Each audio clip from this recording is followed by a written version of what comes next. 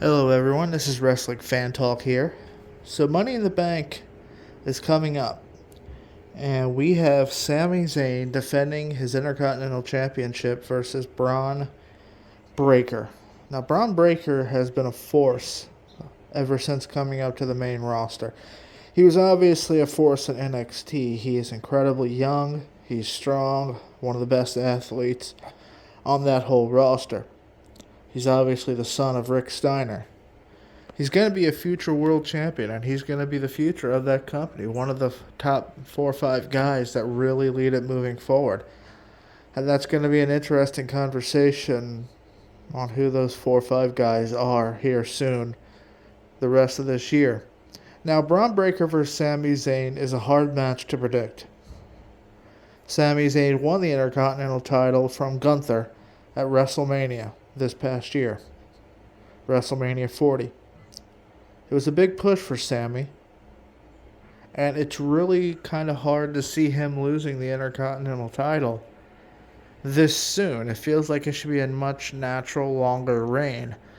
However, Bron Breakker is a star on the rise. He's getting a heavy push. He looks like a world beater. He looks like a killing machine right now. So as of right now, my prediction is that Bron Breakker leaves Money in the Bank in Toronto as your new Intercontinental Champion. First reason is, as I just said, Bron Breakker is a world beater. They're going to want to push him. I think this is the big start of that push.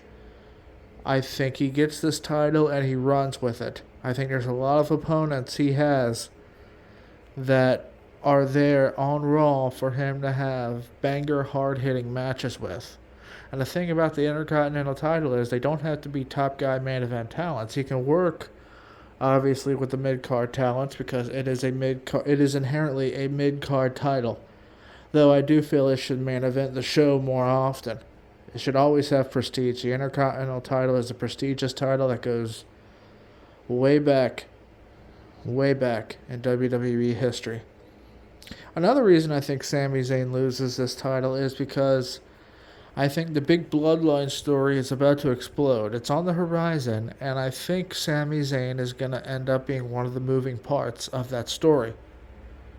Obviously on SmackDown with the introduction of Jacob Fatu, we've got Solo, Sikoa, Jacob Fatu, we've got Tama Tonga and Tonga Loa in this new bloodline.